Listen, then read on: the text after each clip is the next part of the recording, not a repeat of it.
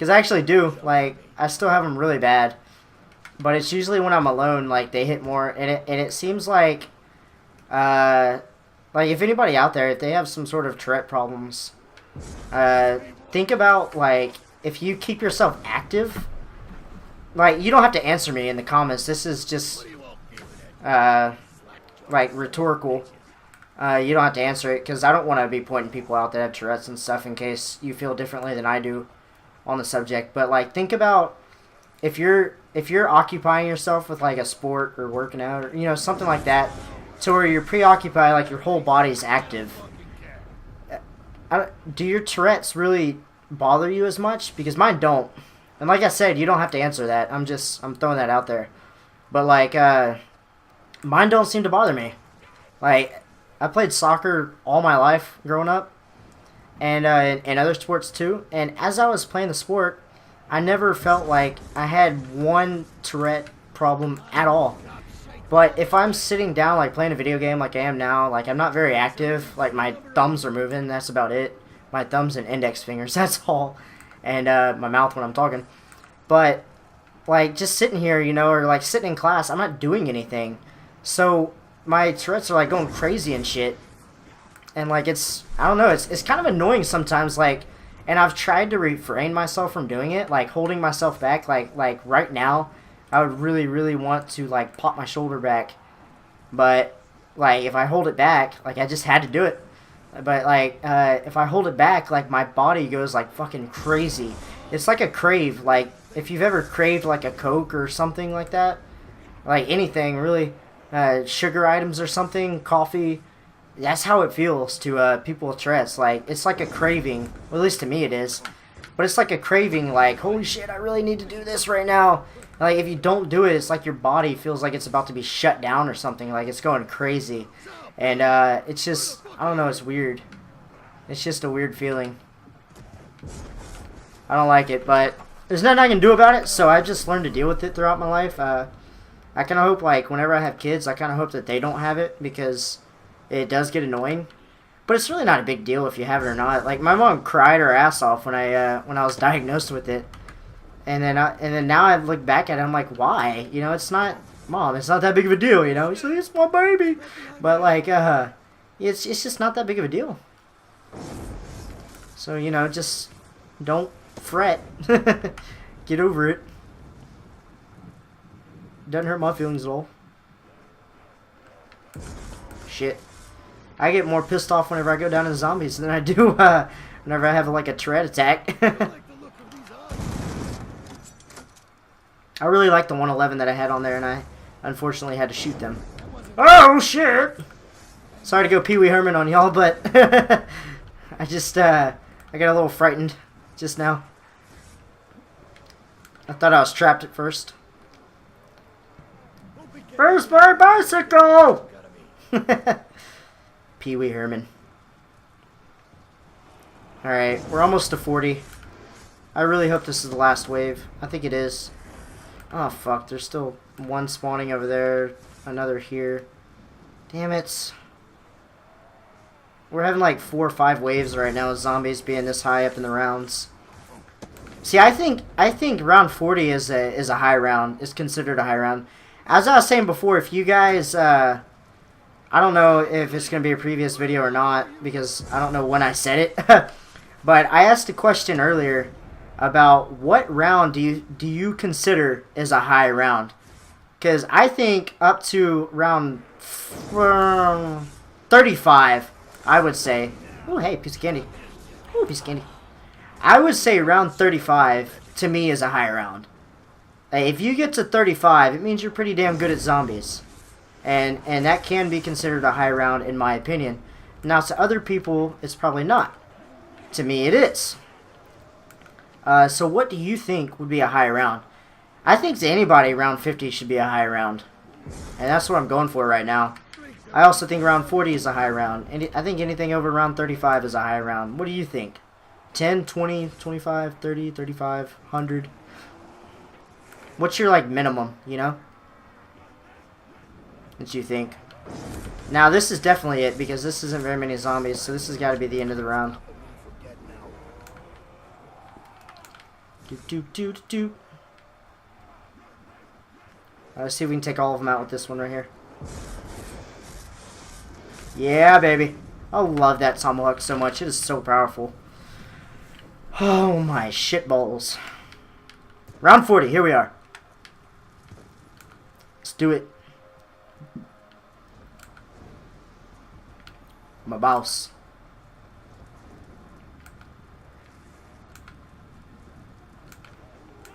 I'm a boss like that. Holy shit. Somebody's playing Hangman. This'll take care of a few of them. There we go.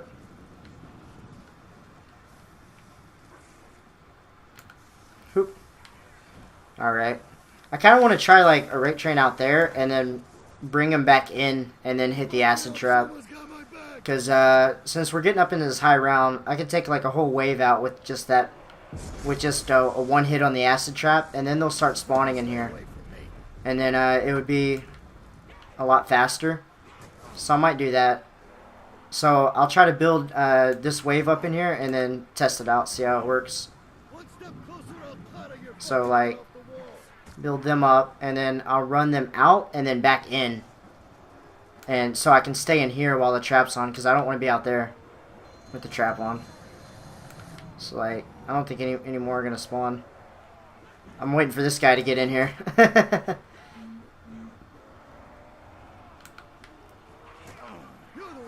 we go. There's another one back there. We're good. I mean, if one doesn't make it, then that's fine.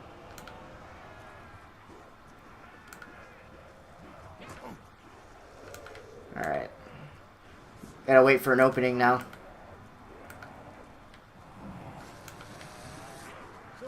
Here we go.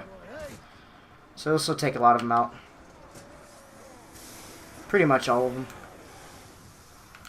There we go. So that took that whole wave out, and some might try to spawn out there again. So that's what I can do for now on, pretty much then. Since it's a high round and I got a lot of points, there's not too much sense in saving all my points whenever I can just do that. Whenever I'm trying to speed run, you know. Be a little bit faster, so it's worth it. I don't have to do it every time. Like, I can still just use the tomahawk. The Hell's Redeemer. Which I will for, you know, just taking these guys out. But I can do that like I said before, how I can, in the beginning rounds, is hit the trap, turn it on, and then start killing zombies just in here. Well, now I can just run the first wave through there, and then take the other ones out that way, you know? So, like now, I don't even think I got one. Damn it, I was trying to go for all 3 or 4 of them that were sitting in there. So then I can stay in here and keep doing the rate train. It's not just running them through a trap every single time. Because I know that would get a little boring. This probably might be getting a little boring and repetitive, but it's all part about getting to round 50. Wow, that just shot straight to the left like it was nothing.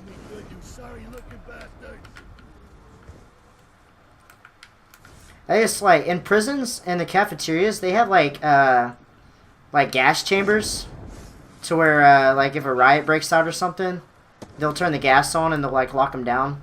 So, or, like, smoke, or some sort of, it's not, like, deadly gas or anything. It's like calm the fuck down gas, you know? If that makes any sense.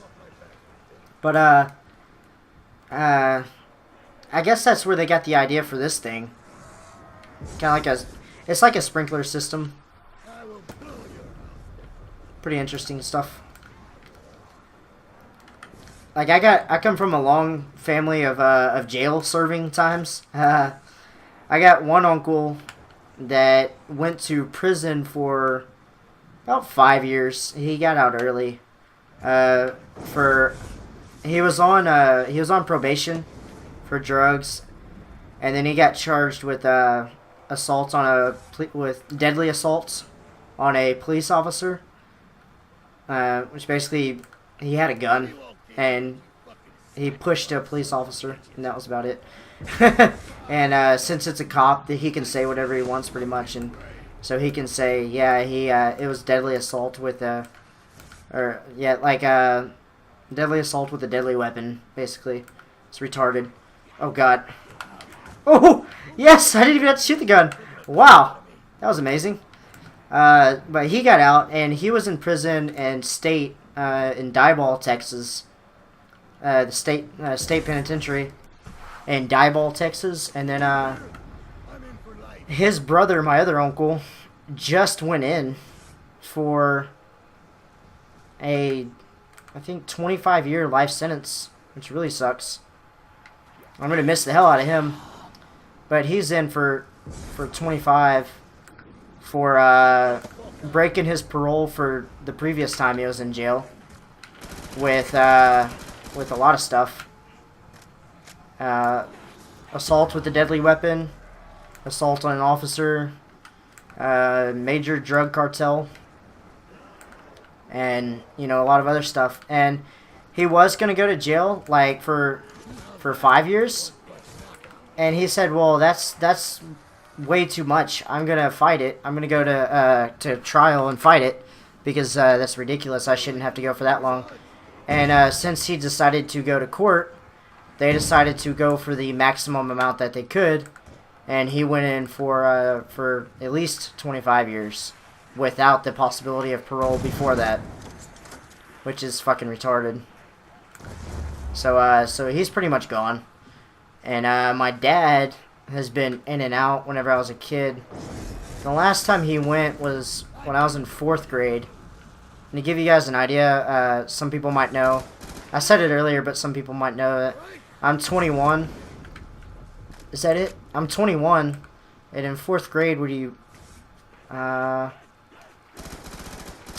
I think. I think you're 10 in 4th grade. Yeah.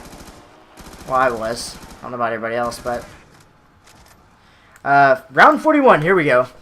But he had went to jail for I think like 100 days, and they ended up making a deal to where he would do 10 years probation after that. And he got 9 years through, and then the Hurricane Ike came through. So I'm just going to build these guys up here. Hurricane Ike came through and pretty much destroyed our house. And like my dad, after he got out of jail, like, he hasn't drinking any alcohol or done any drugs since 2001, and it's 2013 now. So for the past 12 years, he's been completely sober and clean and all that shit. And hadn't even thought about it really. And so I mean, he's doing amazing. And he never missed his probation dates where you would have to go and visit your officer. And so like he was always there every single month. And they finally decided, you know what, you're doing really good. We're gonna have to or we're gonna let you do what's called a mail-in, to where for 2 months. Oh God, here's Brutus again. Where 2 months you do a mail-in to where you just send a letter, basically to your probation officer, and say, hello, I'm doing good, blah blah blah, and all that. And then the 3rd month you go and visit them. And so, it's very lenient, it's very casual, and every time he went, it was only a visit for like a minute or two, and always, like, he'd walk in, and then his probation officer would say, nice to see you, how you doing, how's your kid, how's your parents, alright, I'll see you in 3 months, so it was really casual, it was really lenient. And but once Hurricane Ike came along, like, we lived in a 3-story house on the water, and we had the biggest boat dock in the entire county, and it sent that boat dock through the 1st floor of our house. And so, he wasn't really thinking, oh, I need to go see my probation officer. He was thinking, shit, I need to get my house repaired. And he missed the date that he was supposed to go and see his probation officer. Well, shit. Oh God. Yes. So what had happened was, about a week later, they sent the cops to our house, and they just straight up arrested my dad and took him to jail. Well, then we paid the whatever it is, the few thousand to get him out. And so we paid that, got him out, and then he had to set up a court date. And they wanted the district attorney, the prosecution, it was a woman. She wanted to send him to life in prison for doing that because he had a felony charge for assault on a police officer, which sounds kind of common in my family nowadays, I guess. So he had assault on a police officer, and that's why he originally went to jail, along with the drugs that he had, and that's why he had the assault on the officer. And they wanted to send him in to the state for a felony back then, and that's whenever they decided to put him on the probation. Well, breaking the probation means that your former sentence can be in place, and so luckily our lawyer got them to just put him like 6 months in jail. Well, in there they have certain time, like they have different cell blocks, like they have D block, C, A, B, and all that stuff, and they can eat at certain times. So his breakfast was at 5 a.m., his lunch at 10, and then his dinner at 3 p.m. So he had to go from 3 p.m. to 5 a.m. without eating at all. And he's diabetic, so it was like really bad.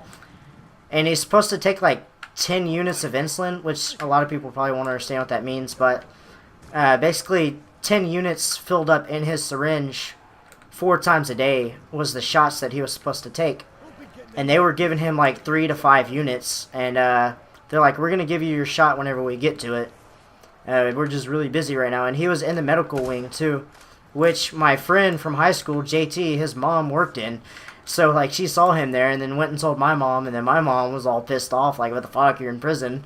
But he was in county jail, and so we had this major problem on our hands where he's not being taken care of, and his blood sugar kept going high, low, and they couldn't do anything about it because nobody really understand diabetes in there. Like, it was horrible.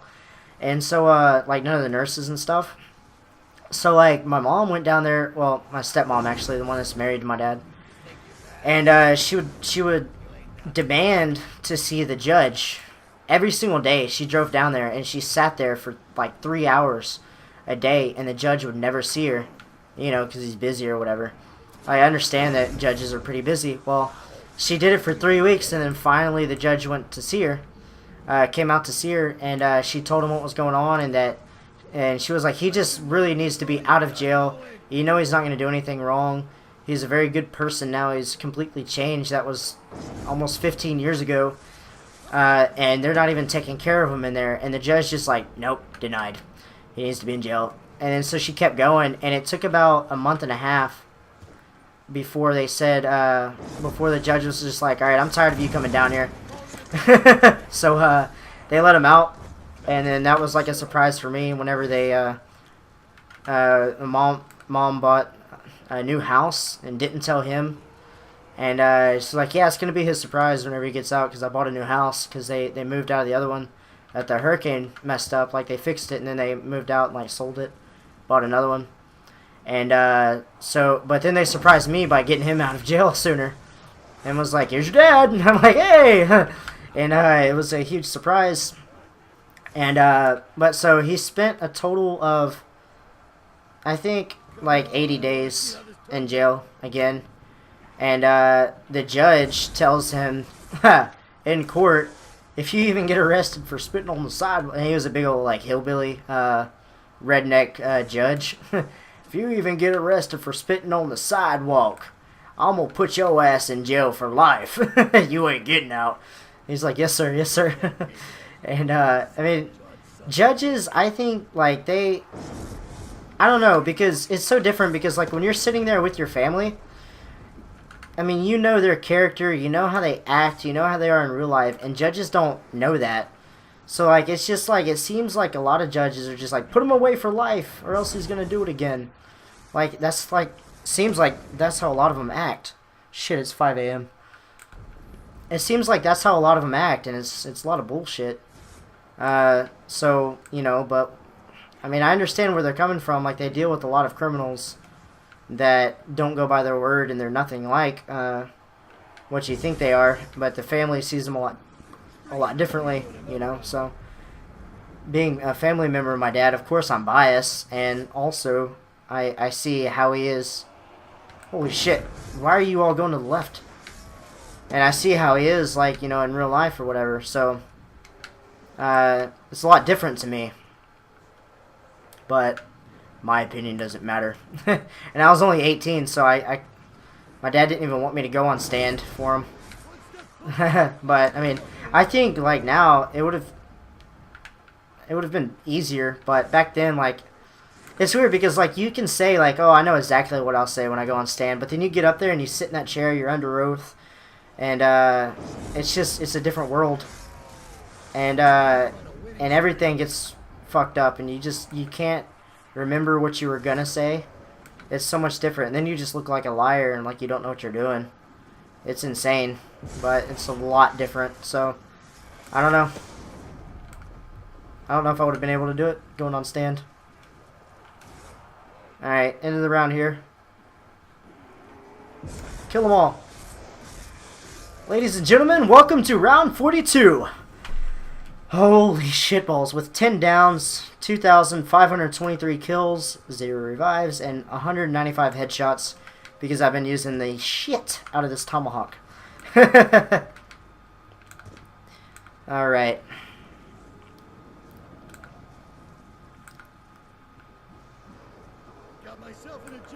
Let's build up this train here, and then we'll try to take him through the. Holy shit!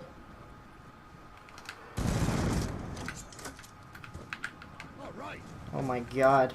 I'm scared. There we go. Woo! All right, round 42. We're close to 50. Maybe another hour. Let's see. How long have we been going now?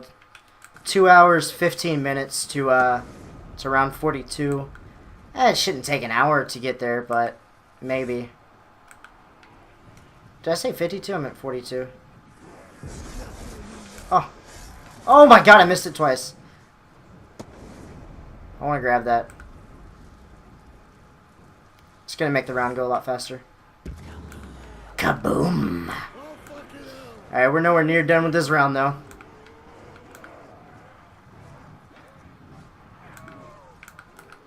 Alright, you're real. Gotta knife him just to see. Shit. Oh my god, yes. Thank the Lord for the acid gat. Hallelujah, motherfucker. That scared the hell out of me. But then I just backed out of it like, yeah. Looked like a retard. He looked like a retard. You will not make this putt, you jackass. I wonder if anybody guessed that quote right from the, I said that like a long time ago. I said 20 bro points to anyone who could guess what movie this quote is from. And you have to write the quote down in the comments, and then you have to tell me what movie it's from, and you get 20 bro points, which is really nothing, but for being a bro. But it's you will not make this putt, you jackass. It's a good movie too. Pretty sure everybody knows it though. It's from my favorite character. Not character, actor. And my parents met him too. I'm so mad. So jealous. What is that over there? That's the kill. Hey. Watch the shield, you asshole. Bitch. How's about knifing a zombie on round 42? How about fail knife? Alright, 2 nukes in 1 round. Wow. What a surprise. There we go. Like a champ there. Alright, here's the 3rd wave. Oh my god, these rounds are taking forever right now. Yeah. Whoop, hop, hop, hop, hop, hop. Da da da da da da. The noises we make when we're on high rounds and zombies are hilarious. How could it ever be just us two? We just met and I just fucked you. Oh shit, got my copyright on YouTube. What will I ever do? Fuck you, YouTube. It's just what I do, because I'm gonna spit about real life shit. YouTube money? Suck my dick. I piss money every day. Fuck a lot of bitches, because I ain't gay. This is the song that makes women cry. Jelly of the fact love is blind, because I came in their eyes. Whoops, big surprise. Now I'll arise for these epic guys. Now that they're blind, they cannot see. They scream out, I just fucked King John Lee. But Legion's here back again, and once again he lost his pen. Gonna spit out rhymes to every race. Watch this now, it'll be a disgrace, because his dick is big and weighs a ton. Spit that shit now. Come on, son.